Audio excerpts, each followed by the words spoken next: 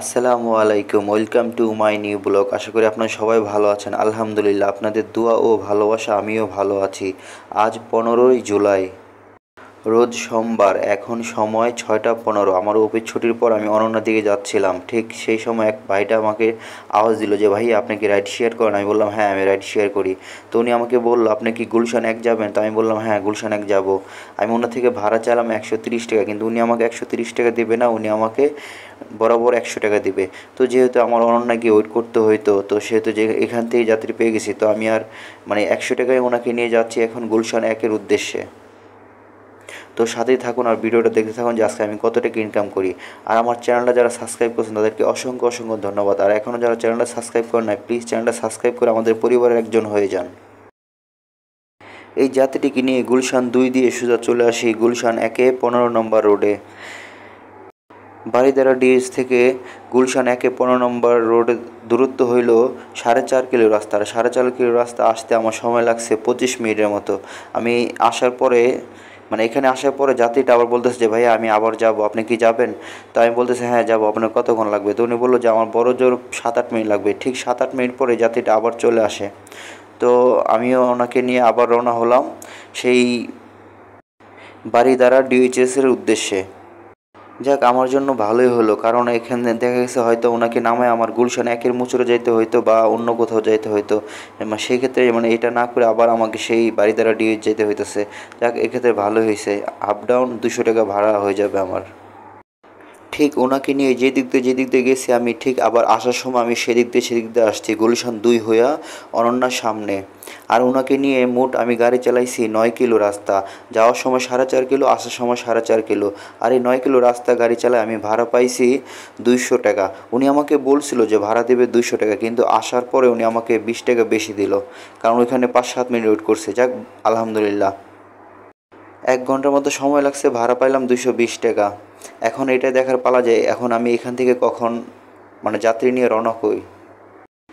ওই যাত্রী যাওয়ার পরে আমি ওইখানে গাড়ি পার্কিং করে 5 থেকে 7 মিনিট বসি, তারপর আরেকটা যাত্রী আসে। আর এই যাত্রী যাবে ঠিক আগের যাত্রীটার মতো ওই গুলশান 1-এ পুলিশ প্লাজার সামনে। তো ওনার থেকে ভাড়া চাইলাম 150 টাকা, কিন্তু উনি আমাকে বলতেছে, ভাই আমি আপনাকে 150 টাকা দেবো না, আপনি যদি যান আমি আপনাকে 120 টাকা দেবো। তো যেহেতু 5 মিনিট পরে যাত্রীটা আসছে, তো ওনাকে নিয়ে আমি এখন যাচ্ছি গুলশান 1 পুলিশ প্লাজার সামনে 120 টাকায়। ঠিক আগের যাত্রীটার মতোই গুলশান 2 দিয়ে গুলশান 1 হয়ে পুলিশ প্লাজার রাস্তার অপর সাইডে আমি চলে আসি। অনন্যা থেকে গুলশান 1-এর দূরত্ব হলো 4.5 কিলো রাস্তা। আর 4.5 কিলো রাস্তা আসতে আমার সময় লাগছে ঠিক 20 থেকে 22 মিনিটের মতো। আর ভাড়া পাইলাম 120 টাকা। এখন পার কিলো এখানে 26 বা 27 টাকার মতো পড়ছে। যাক, আলহামদুলিল্লাহ, 2টা টিপ মারলাম, 2টা টিপেই গুলশান 1-এর দিকে আসলাম। এখন দেখি যে পরবর্তী টিপ নিয়ে কোথায় যাওয়া যায়।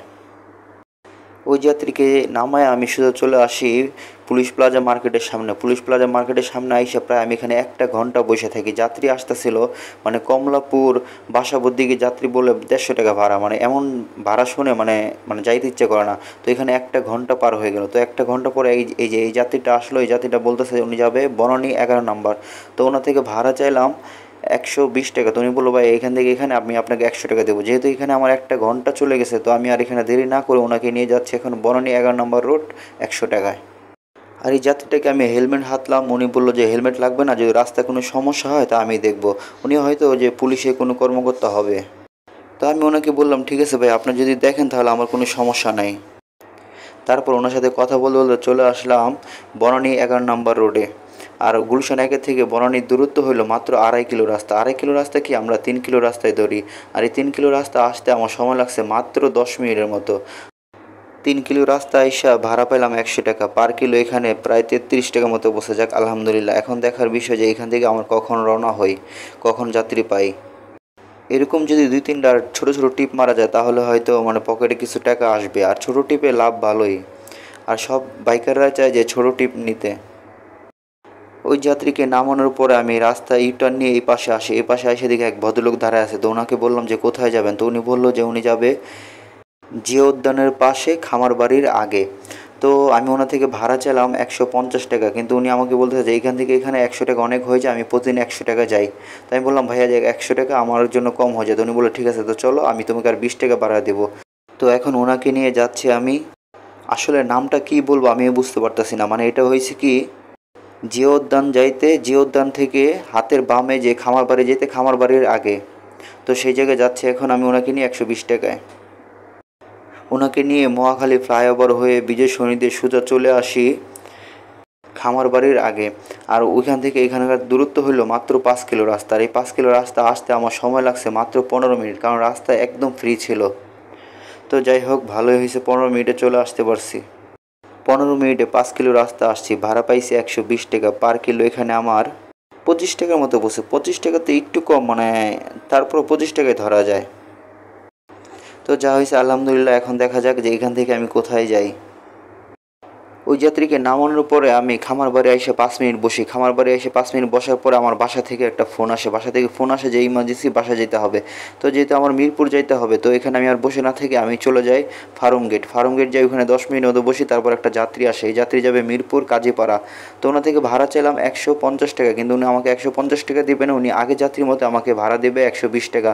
তো যেহেতু আমার মিরপুর যাইতে হবে, তো কিছু করার নাই, তো ওনাকে নিয়ে যাচ্ছি এখন 120 টাকায় কাজীপাড়া। এই যাত্রীকে নিয়ে সোজা খামার বাড়ি হয়ে শেওড়াপাড়া হয়ে সোজা চলে আসি কাজীপাড়া।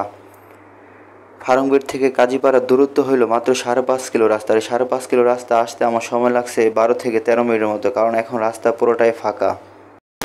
5.5 কিলো রাস্তা আইসা ভাড়া পাইলাম 120 টাকা পার কিলো। এখানে 22 বা 30 টাকার মতো পড়তেছে। যাক আলহামদুলিল্লাহ, কিচ্ছু করার নাই। মিরপুরে আসার কথা ছিল, মিরপুরে আসছি, এটাই হলো বড় কথা। তো যাই হোক, চলুন আজকের হিসাবটা আপনাদেরকে দিয়ে দিই যে আজকে আমি কত টাকা ইনকাম করছি। অফিস থেকে বের হয়েছিলাম 6টা 15-তে। প্রথম টিপ পাইছিলাম ঠিক অফিস থেকে বাইর হওয়ার সাথে সাথেই প্রথম টিপ পাইছিলাম।